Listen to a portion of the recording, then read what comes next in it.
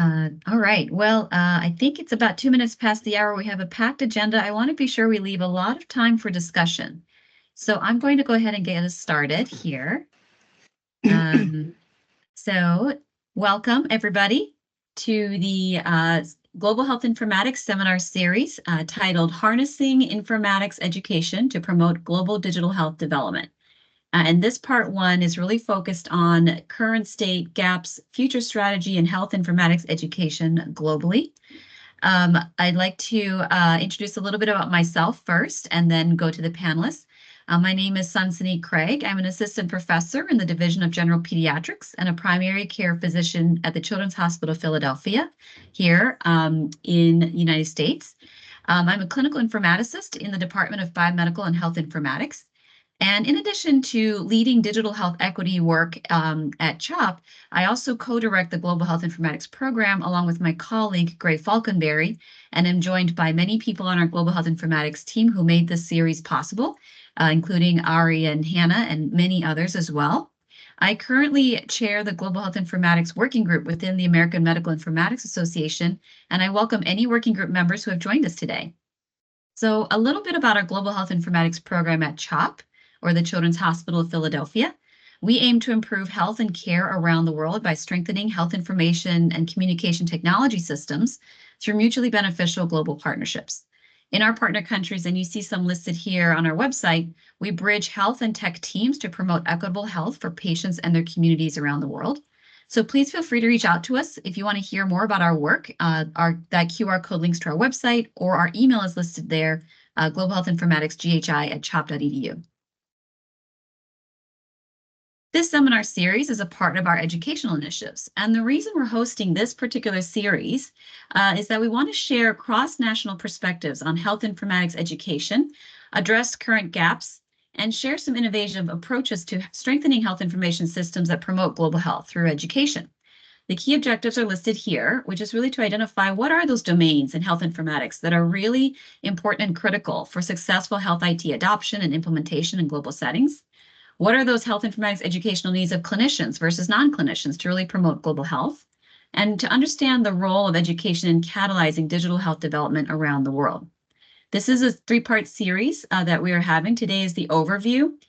Next part will be held on June 26th at 11 a.m. Eastern Standard Time. And we will be joined by teams from Zambia, Argentina, and Malawi, who will be presenting their work on developing health informatics training for clinicians specifically in their respective countries, as well as building communities of practice for health informatics training in where they work, some of whom are on the call today. So please save the date. And in the chat, we will be soon sharing a REDCap survey that you can add your email if you would like to receive notifications about these events and other global health informatics events. So please fill out that survey. For continued medical education credits, there is some information here for CHOP and Penn physicians who are joining today. And before we jump in, I'd like to just talk a little bit about the words that we choose. So in our three-part series, you might hear terms like low income and middle income countries. And of course, these classifications are given by the World Bank based on a country's gross national income. However, these terms have come under recent scrutiny for being too broad a category and reinforcing divisions and otherness. So for more on this, please see this excellent 2022 article in BMJ Global Health. And with this acknowledgement, you may hear our presenters use these terms because they are widely recognized and commonly used within this field. But you might also hear other terms like resource limited or resource denied settings, global south or global north countries. And then the most accurate is the specific cities and countries involved in these global health informatics initiatives. So with that, I'd like to share a little bit more about our panelists today, and then jump in.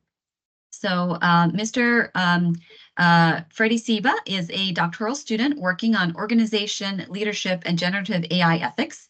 He is a distinguished educator in the Masters of Science in Digital Health Informatics program and a program director at the University of San Francisco's School of Nursing and Health Professions. Freddie has a diverse educational background, including a master's in international policy studies from Stanford University and a master's of business administration from Yale. He serves on many USF committees and program committees, including the Academic AI Task Force, and has a long career in the Silicon Valley ecosystem. Dr. Jose Flores Arango is the Program Director of the Master of Science in Health Informatics and Associate Professor of Clinical Population Health Sciences at Cornell University.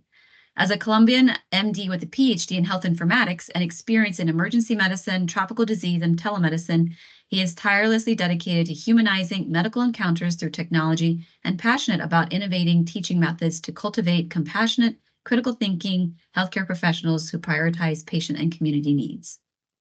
Dr. Hamish Fraser is an Associate Professor of Medical Science and Health Systems Policy and Practice at Brown University in Providence, Rhode Island. His training includes internal medicine, cardiology, and knowledge-based systems at Edinburgh University and clinical decision-making at MIT and Tufts. He was an Assistant Professor of Medicine at Harvard Medical School and Director of Informatics at Partners in Health, or PIH. He has led development of health information systems in low and middle-income countries for the past 25 years and co-founded OpenMRS, an open-source electronic health record. His academic focus is clinical evaluation of medical information systems, including the impact of information and communications on quality of healthcare worldwide. He is the principal investigator of an AHRQ-funded project studying diagnostic decision support and triage for patients, evaluating symptom checkers and ChatGPT to ensure safety, accuracy, and usability. And of course, as I said, I'm Sunsini Craig. As the moderator and facilitator of this panel, I'm really excited to welcome these wonderful esteemed panelists, each of whom will share briefly for about 10 minutes, and then we will follow the last presenter with a Q&A session, a question and answer session. So please feel free to put your questions in the chat, and we will come to them after the last presenter has spoken. None of the presenters have any relevant financial relationships to disclose. Oh my goodness, I'm so sorry for not sharing everybody's faces. There we go. Okay, so over to you, Jose, as our first presenter. Thank you very much for the invitation and for having me today. And this is really exciting.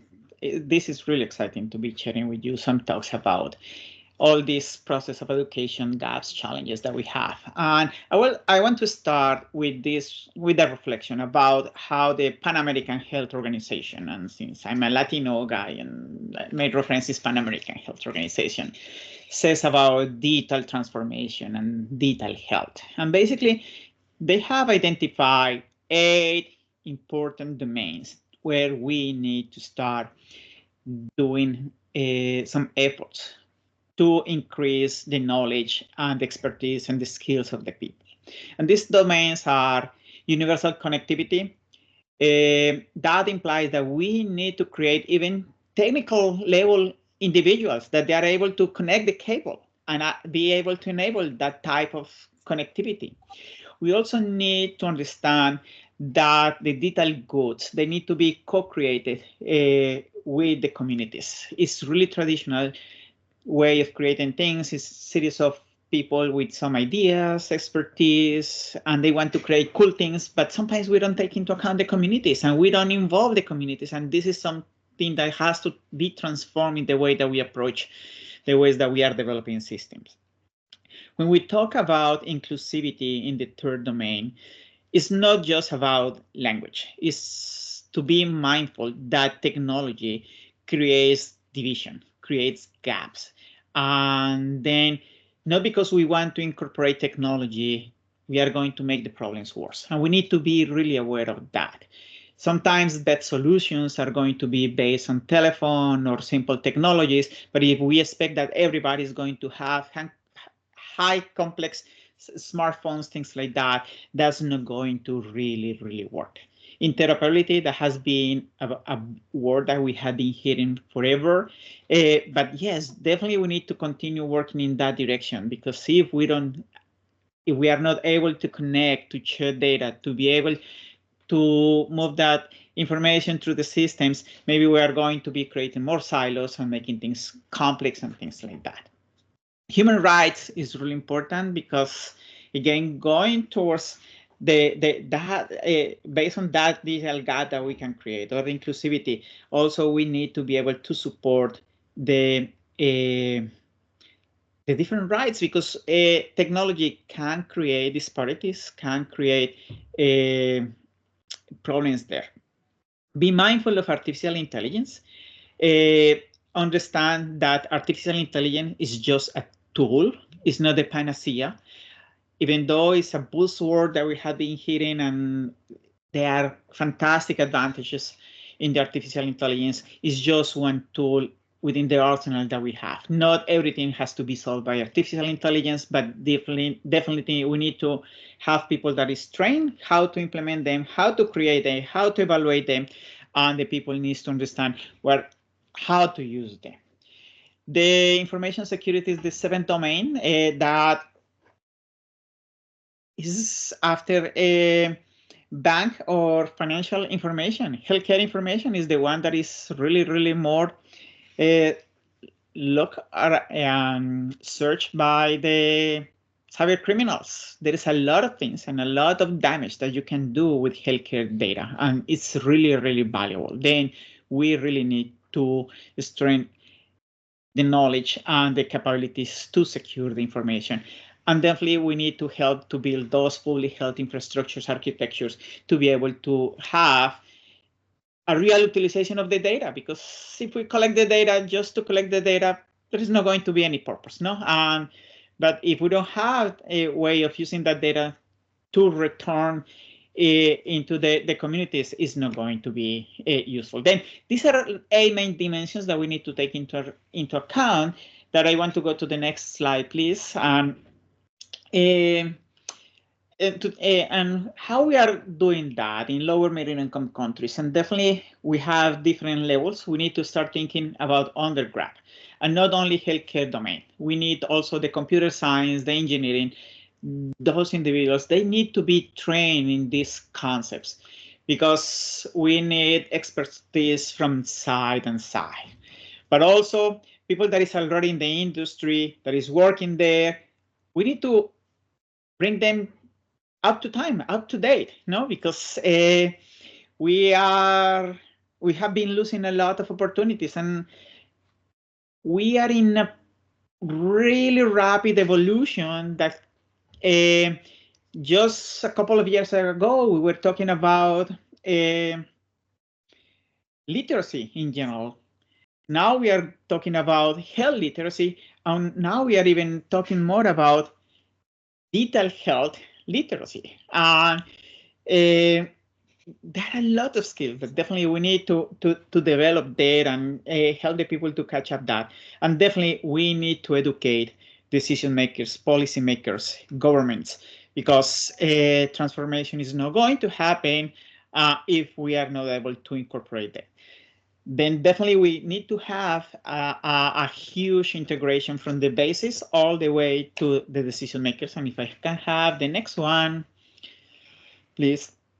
And if we want to think about the frontline health workers, definitely information and communication technologies, digital health is going to support every single of these identified roles of the providers.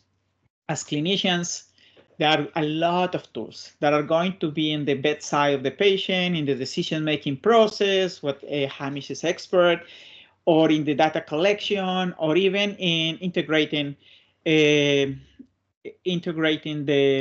different systems in order to be able to provide the service, or to automatize prescription, to reduce errors, to reduce adverse events, things like that. But we also have a role as educators, because every single time that a clinician is in front of a patient, they need to try to modify their behavior in order to succeed in the therapy.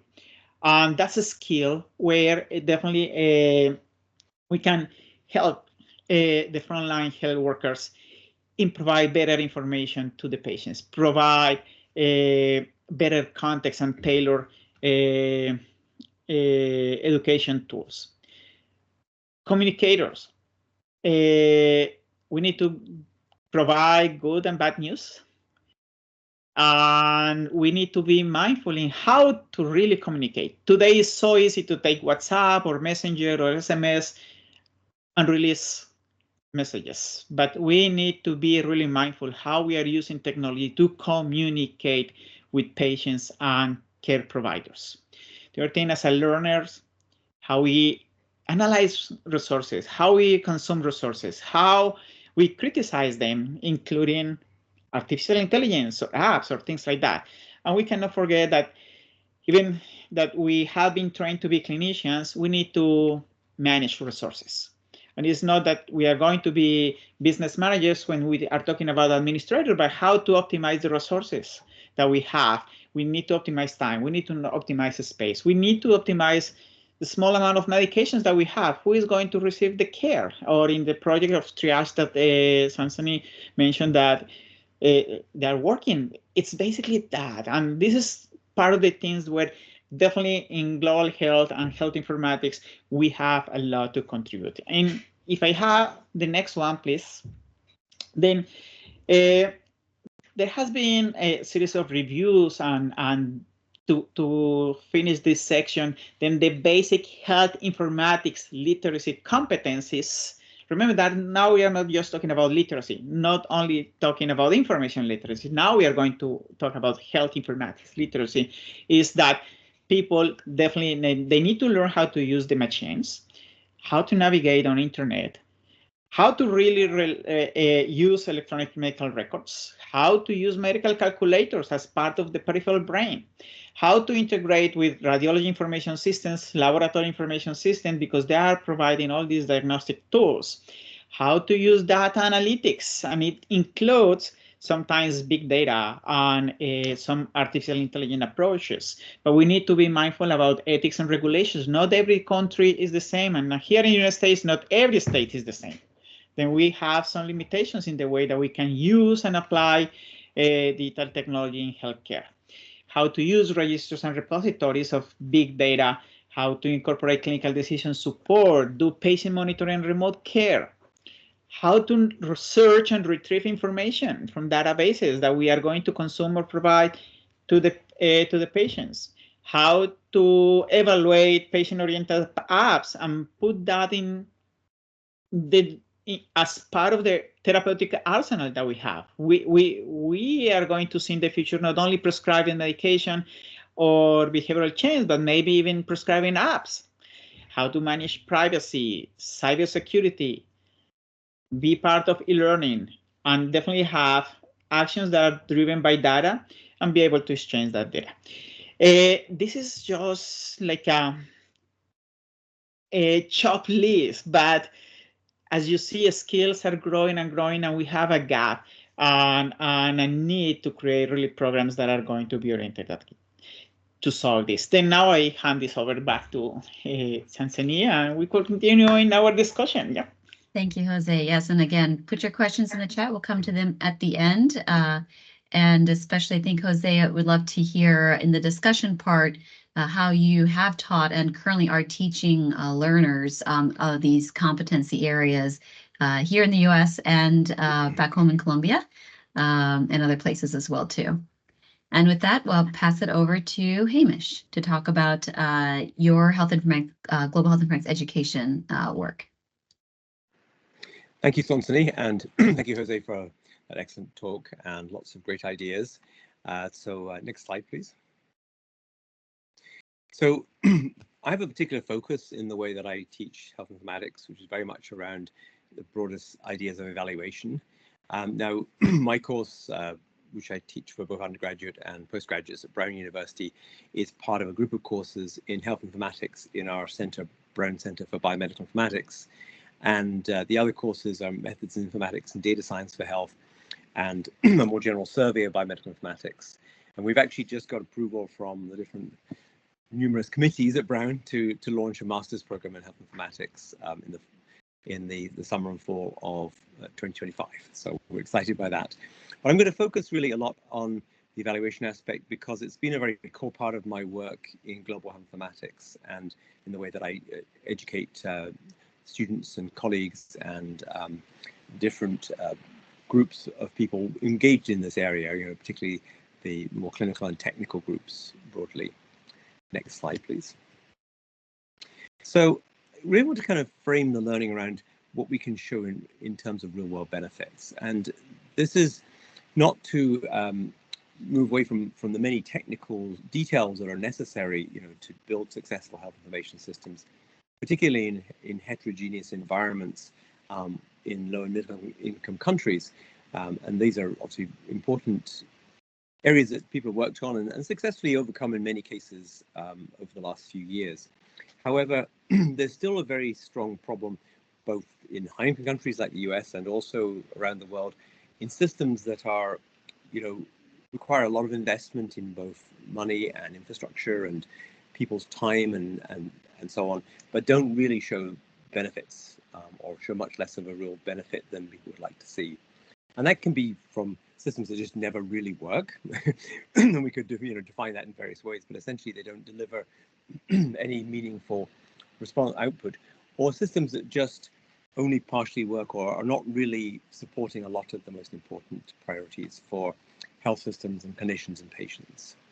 So I think the key things here is that the information systems are embedded in clinical care and public health processes. So we need to look at how they work within organizations and with people and the people who use them and the people who benefit from them, rather than, of course, in the more technical sense alone.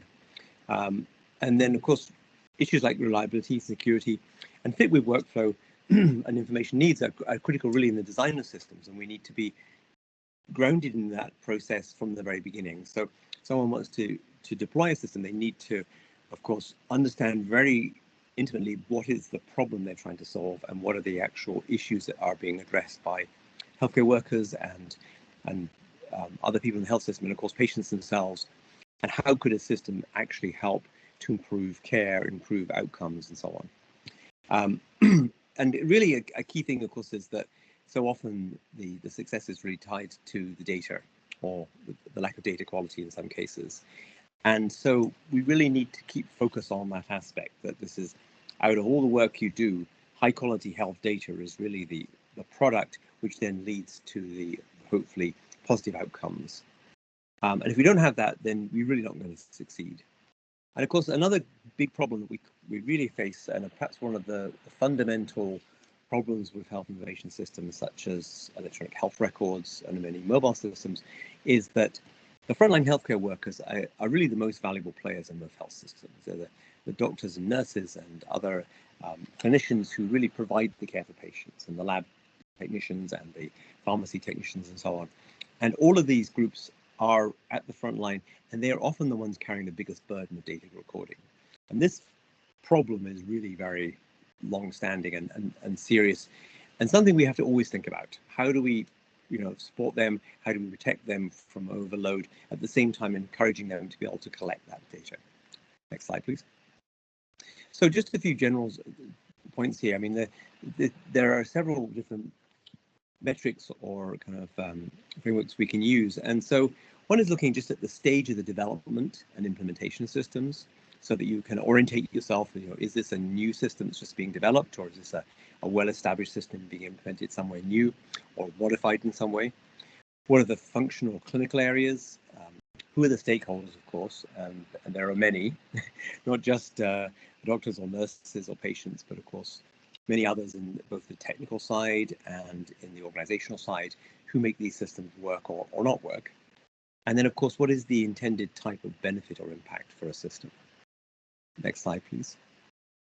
So one of the key things here is, I see the slide's probably going to show up slightly differently than I expected. That's right, just keep going, thanks. Yep, that's good. One back. So the timeline and the development and deployment of global health informatics projects is really critical, and the STED framework, which has been around for a very long time, 1994, is quite simple and really very useful, and I use this a lot with my students. So whenever you're looking at a system, where are we on this list? And they have to know where they are and what do we know about the system. Have the developers or implementers got through the different stages? And of course, if you are trying to reach stage 4 and do an interventional study of your health information system, and you haven't done a good job in stages 1, 2, or 3, then things are probably not going to go well. And so it's really good to look at and say, well, did we do a really good job in the first place identifying the problem? And so often this is what goes wrong, that people very well-meaningly come up with some wonderful system that does the amazing stuff, and it's just slightly different from what is actually needed, which means that it actually probably doesn't work at all, or only has a very limited side benefit maybe.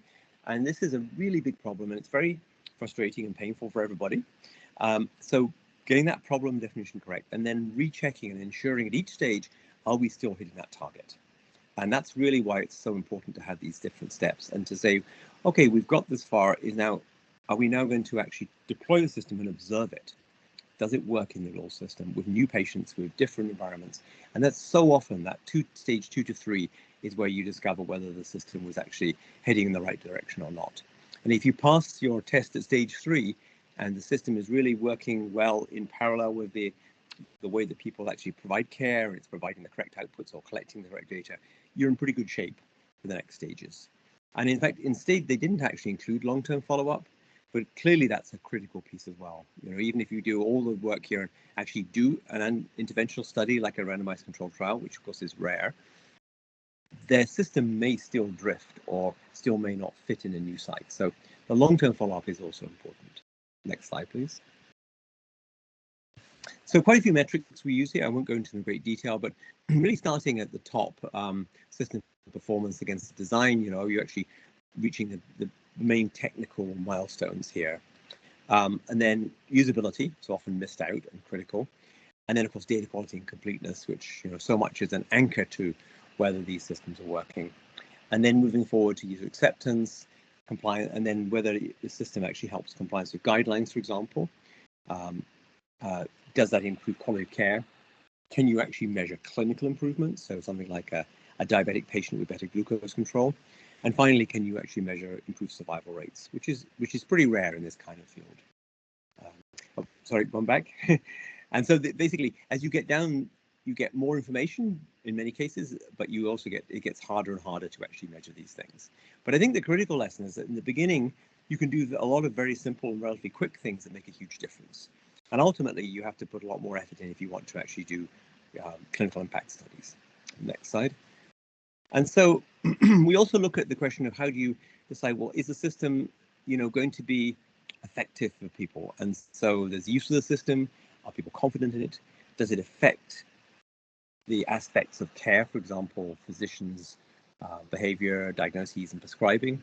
And ultimately, does it actually change patient outcomes? And so when we're thinking about it, teaching patients about information systems, keeping them grounded in these endpoints rather than just in the technology or the data is, I think, a critical part of that. Next slide, please. Oh, yeah, that's fine.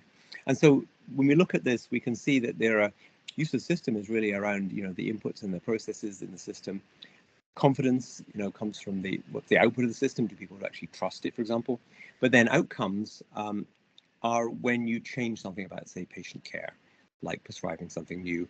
And then finally, of course, impact is on changes in patients' actual clinical outcomes, or in the case of public health, in changes in population outcomes. Next slide, please. So one of the tools we use a lot is this log frame, and this has been developed for international development like 50, 60 years ago, but has been used a lot in informatics in the last 10, 15 years. This particular version is from a WHO monitoring evaluation of digital health interventions guide. And so the idea here, and without going into great detail, is that you have your inputs and processes, which are really the data and the processes of actually transforming that. And then the output is something that's displayed. It might be a report or a patient summary or an alert to a clinician or something. And then the outcome is a change in the patient's care, in this case, and the impact is, do they actually show better care outcomes? And this approach of thinking through both the STID side of the stage at which you're at in developing the system, and this is more, what stage is the system impacting on the care process, which you can see in this log frame, is really helpful for framing things. Next slide. Hamish, before I go to the next slide, we're at the 10-minute mark. Is there a particular slide you want me to jump to so that we can have time for Q&A? Yeah, sure. Just jump. We'll see what's the next one. Sorry. Okay, next. Okay. So that was just an example of the things that people develop, which might not be such a great idea unless you know where they work. Okay, and if you just want to go to that, maybe the final slide here. Yeah, that's before. Yeah, that's fine. So this is just describing an issue of looking at how do we measure the impact of machine learning model, for example, on patients in HIV care who are missing appointments or lost to follow up. And so using the same idea of this log frame, we take the clinical data, we develop a prediction model, we make a list of patients, probability of missing an appointment or lost to follow up. And then if that works, it changes the management of these patients by providing them more support or follow-up calls. And then finally, if there's an impact, you change in lost follow-up, and that can affect viral load levels and actual health status. Thank you. Thank you so much. And I know there was a lot of content we had to skip over. We can come back to in the panel discussion, as well as share out with the slide deck for anybody who wants it. And maybe then over to you, Freddie. Thank you so much, Susanna. Thank you, Hamish and Jose, and thank you everybody for putting this event together. So I'm going to keep it a little more high level in the interest of time, of course, and just situated on my background as a serial entrepreneur and the fact that we are at the University of San Francisco. We're basically surrounded with all these frameworks and mindsets of disruption, of figuring out a better way to increase process, but mindful that, you know, we're looking for the outcome, which is improving lives, mitigating pain and suffering, which is something that keeps us grounded. So these are some of the subjects that I have taught here in my career at USF, which informs the thinking of what we believe should be taught. And of course, part of what we've been talking here is about global health informatics, but there are other topics that I think that are important, which includes, of course, you know, especially in our case, which we get a lot of students who are students who come from outside the healthcare system who wanna basically bring their capabilities, their expertise, and their assets into making an impact here. So some of the things here we're gonna touch more as we go through that include, you know, mobile health informatics. As you can see, we believe this is a pretty important piece, especially in the global South, given that, you know, we will be able to leapfrog some of the technologies. And I'm pretty excited with this new class, and I'm going to touch more on it, which is generative AI, which we think we owe to our students, to our ecosystem, and especially to the global South, because this is going to be an amazing opportunity for them to leapfrog some of the technologies and get ahead, if you will, in some areas to the global North. Next one, please. So again, keeping it very high level, I mean, the way we think about it here is we think about it in three buckets, if you will. I mean, given the richness of Jose's and Hamish and your context and Sunny, I think if there's something I want you to take out of here is like, you know, if we were to think about this in three buckets, you know, bucket one is some of the tech skills that we encourage our learners and we encourage everyone involved in the ecosystem to build data analytics, because, you know, to the extent that everything's data driven, this day we got to think about that. Human-centered interactions, again, our distinguished panelists have talked about it. It's not technology for the technology's purpose. It's how do I go about interacting with the most important players, and Hamish mentioned, which is front and users. So it's thinking about how on systems, not only on data. And of course, something that we get to do here, which is project and change management. This is a team sport, which is what I tell my learners. This is not somebody sitting on a room, you know, coding away or designing systems. We need to work with a lot of people, a lot of stakeholders to make sure that, you know, we get the desired impact. So again, these are the tech skills that we encourage everybody to build. Applications is, okay, what do I do with all of these? I mean, at least at the minimum, and I know in resource constrained settings, is some of the country focus that we have, you know, electronic medical records is a key piece. So to the extent that we gotta get good at something, and Hamish leads one of those good with OpenMRS, that we gotta make sure that we make sure our learners manage that. Interoperability, because we don't work in a vacuum. And if we look at any settings, whether here in the global north or in the south, we have all these systems that don't talk to each other. So we gotta think about, interoperability, telemedicine and mobile applications, because again, lack of connectivity, the fact that some of these devices gotta be inexpensive. So these are things that we need to manage as the application level. And the mindset that could be the more controversial piece, especially with the transformational, and I'm very intentional about starting a generative AI, because it's a very promising technology that encourage everybody to think about it. Ethics at the top, making sure that we don't deploy applications just to deploy them. Security, and Jose talked about it. I mean, we see all the newspapers all the time. It's pretty crazy that some of these systems are designed with technology not in mind. We need to think about, security, technology, security, and of course, be mindful of context. Next one, please, Sensei. And again, on the front line, we touch about it. If you think about this in very simple takeaways, we need the foundational knowledge to provide essential understanding of health informatics, and all the panelists talk about this one. Leadership, because this is a team sport.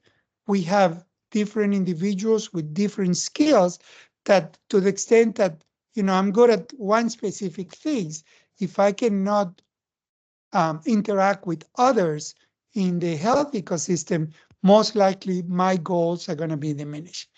Workflow integration, those of us in the technology side and the data side, lose track, and then we wonder why some of these applications, especially in the global south, that we say, oh, this works here in San Francisco or in Philadelphia or in Boston or what have you, why don't they work down there? Because we need to think about those front-end users, as Hamish mentioned, to make sure that we follow the workflow, that we understand what is it that is being done and what are the areas to improve. Next one, please. And then a continuation of that is, again, global health context. And in my classes, especially, I encourage my learners to think about, and we spend a lot of time understanding and going pretty deep on global south systems, whether it's India, whether it's countries in Africa, whether it's in Asia, to understand what is it that they have done well, given their constrained resources, and what is it that we can learn and apply to other countries. Especially learners from the global south believe that we in the US have the best healthcare systems, and those of us here understand that that's not true. So what is it that we can learn from what have we done well and what we haven't, and be humble enough to be able to bring it and to adapt it to the local context. Data security and privacy, again, I cannot stress enough about this, because as we move, and here, especially in this country, as we rush into moving all the paper into electronic medical records, I guess security and compliance and what have you wasn't the part of it. So I encourage everybody who's touching this system to think about this concept. And again, Gen AI, mobile health, and telehealth. If nothing else, those three pieces there gotta be something that we, all of us, no matter what our role is in the ecosystem, needs to get familiar, especially in the global south, because this is gonna impact underserved communities. This is gonna expand the lives of people. Next one. Again, me and my bubbles. So system thinking, why? Because again, there's a lot learnings out there. We can learn from other success and failures and understand how do we go about deploying that, and making sure, especially those of us who are fortunate enough that are here in the US, anytime we think about deploying and working and collaborating, we gotta be humble enough to see how this fits within the systems. And again, that's why we spend a lot of time in our classes breaking down systems in India, in Africa, and in Asia, and Latin America, to understand within their countries, how they're shaped. Well, I mean, Chile, and it's a long country, and then you see how the system is organized and what are the impact in technology and data in application. And again, GenAI ethics, because again, as Jose mentioned, we're getting very excited about the technology, but we need to think about the ethical implications and where does it apply. So focus on transformational technologies because we are thinking on resource-constrained countries. Next one. Oh, there is one more that I guess, did I miss?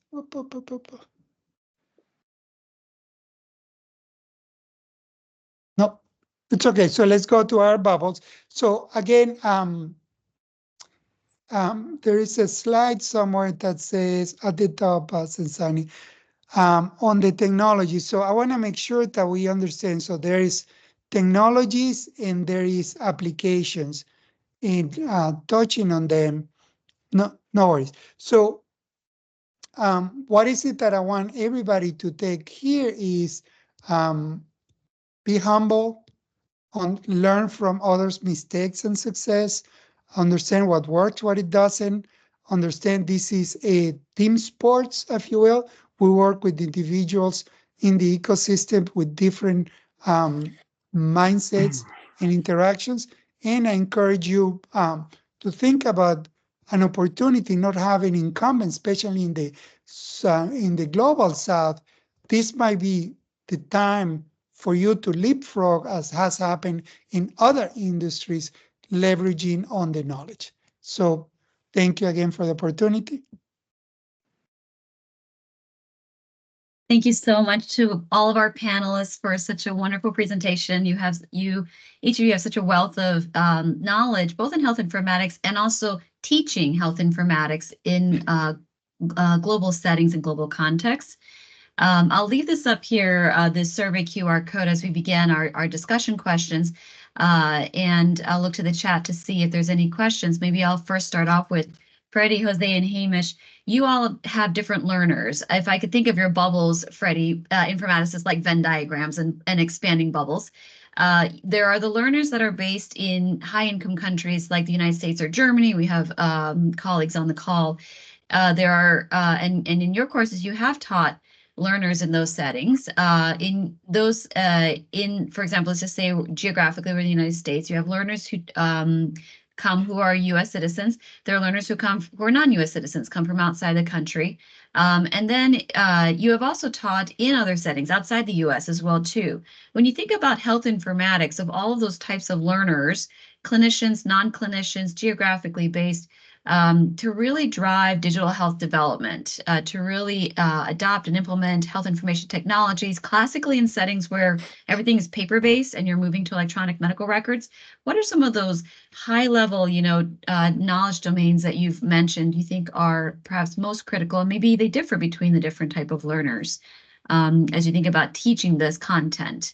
Any additional initial thoughts? And then I see, Gray, you have your hand raised. So I'll just first of all go to maybe Freddie, since you're the last speaker, some thoughts on high-level education domains amongst the different types of learners, whether you're in the US or elsewhere. Yeah, so we're very lucky as we have a mix of not only domestic but international students, but we also get, clinicians, we get technologists, and we get operations/business people. So I always encourage to work together to understand what is it that I'm not seeing because my background, and to bring to these teams a humble mentality of, I know what I'm good at, but there's so much that I don't know. So I always encourage them to work as a team, to basically bring, to be very compassionate about our users, our patients, to be very compassionate about our clinicians who get burned out, who we basically transform and develop these transformational technologies, and they get stuck talking to screens inputting data. So we ask them to be humble, to understand the journey, to understand the patient, and to work as a team, and thinking that this is a iterative process, we're going to be expanding. Great. Hamish, your thoughts? Sure. Well, I've certainly taught lots of different groups, including students in countries like the US and the UK and around the world, but also many people on the ground doing very practical applications and implementations.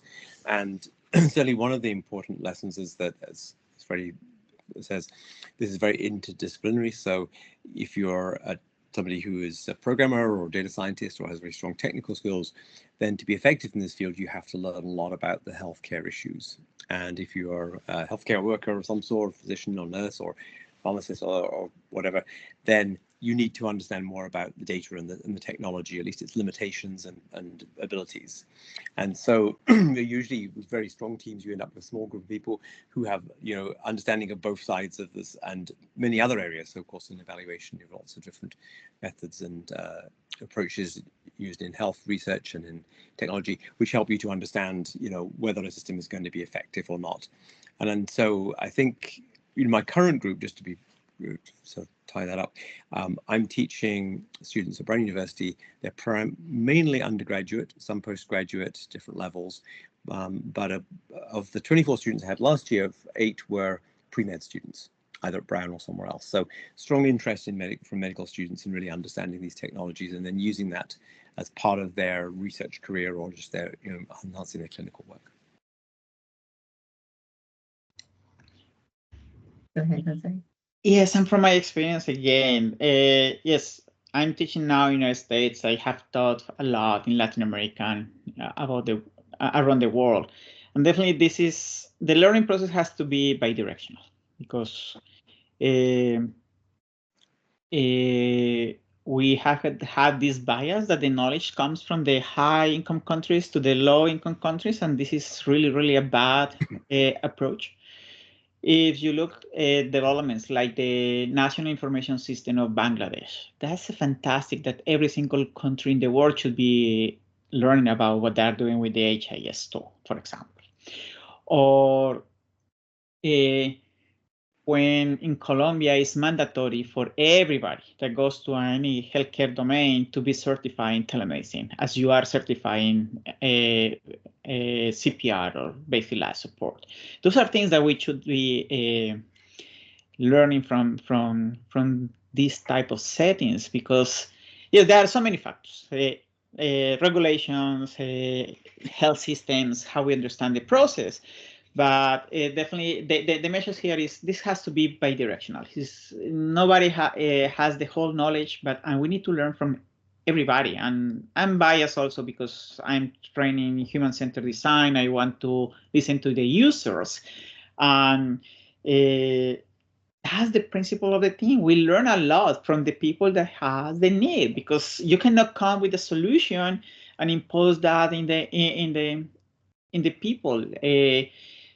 The systems needs to adapt to the needs of the people and not the people adapting to the system. And that has been the historical error that we have made, that, hey, I have this fantastic tool that I want to fit in there, but trying to fit the circle in the square, maybe working Apollo 13, but not always is that successful. Thank you so much, Gray. You had a question, and feel free for the panelists, if you see some questions in the chat, to go ahead and answer. Go ahead, Gray. What was your question? There's a couple questions in the chat. I get to ask my questions more often, so I'd go to the chat first. Okay, great. It looks like Peace, both Joy and myself put in CHOP's data science education free materials that Joy Payton has expertly put together. I highly recommend those. And Badisa, your question is for Freddie. Are the high-level domains you highlighted going to change in the near future? How do we prepare for domains that might emerge in the next 5 years, for example? That's a great question. And the answer is everything is going to change, and it's going to change really, really fast. So, I've pivoted after this, ChatGPT came to public view.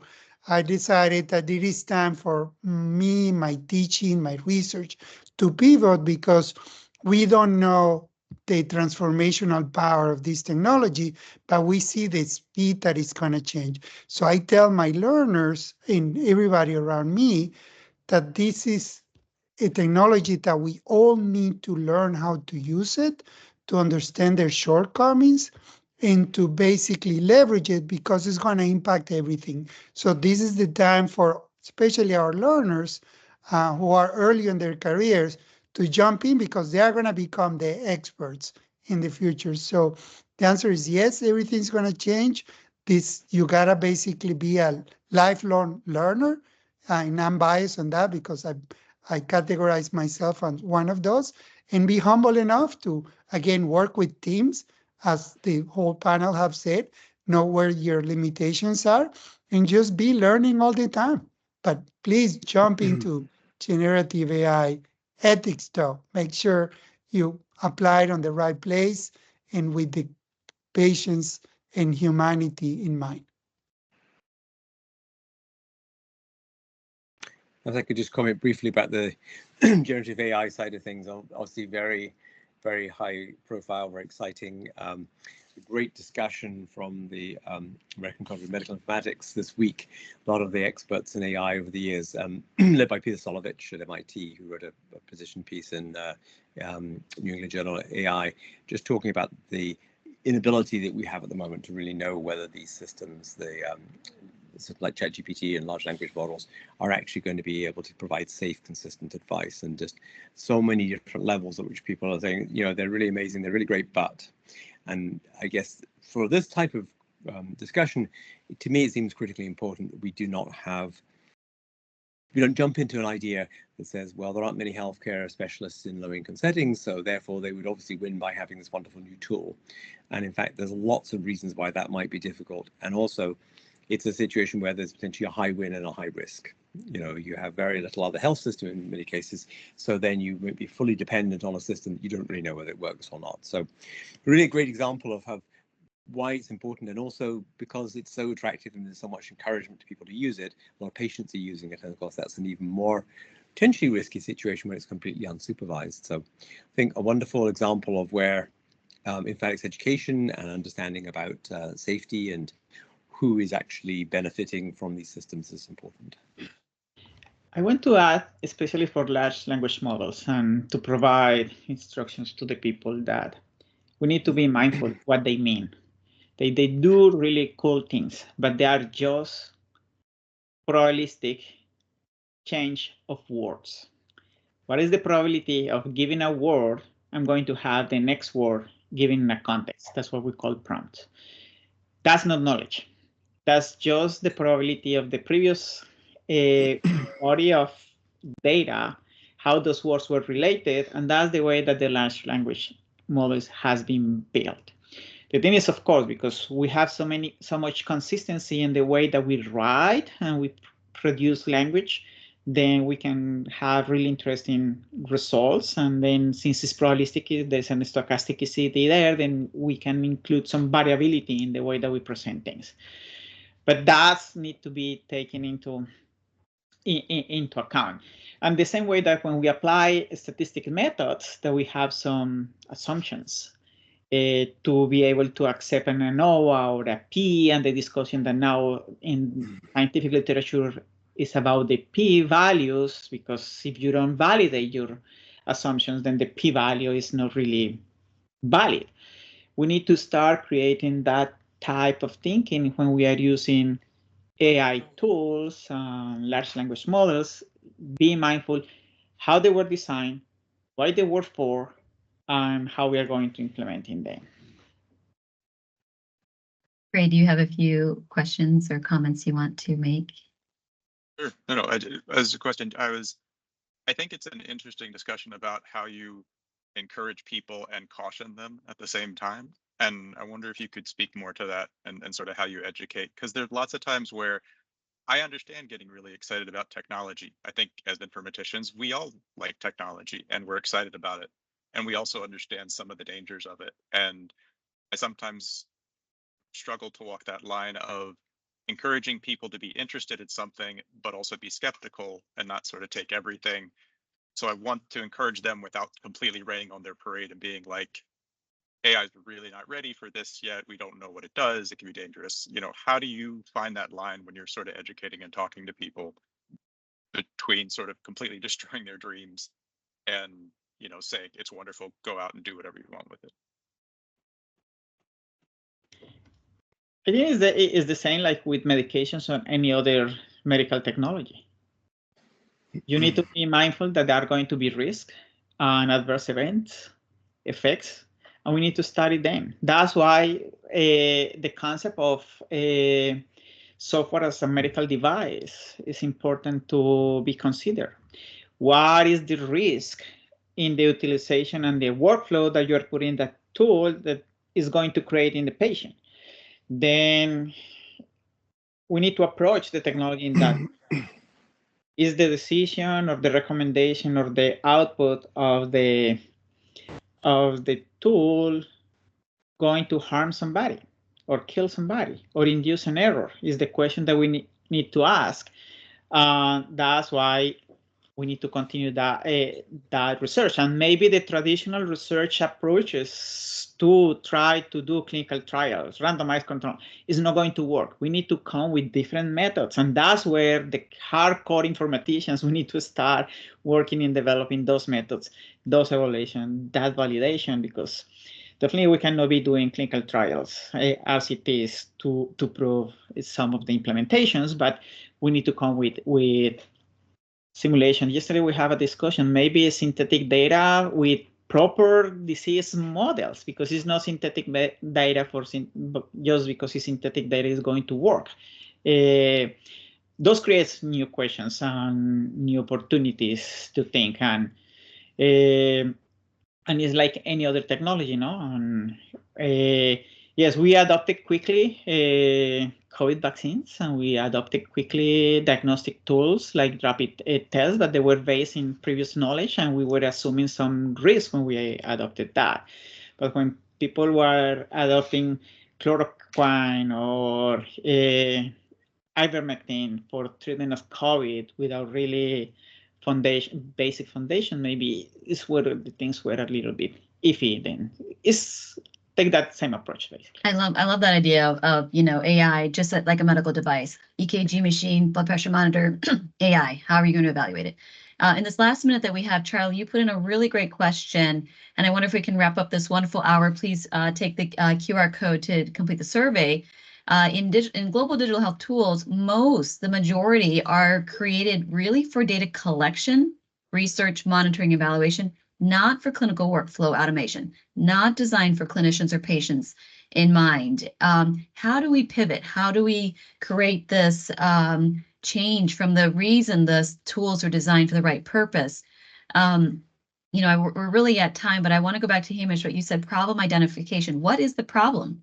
Is the problem to really, capture billing, perhaps, or capture documentation for different financial incentives and business incentives? Or are they really for patient care? And what might a different world look like that are not tethered to sort of these business constraints? I leave it as a sort of a hypothetical, aspirational question. Charlie, I'm so excited to hear more from your team next month, June 26th at 11 a.m.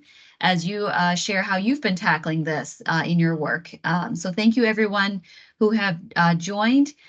Feel free to stay on a few minutes.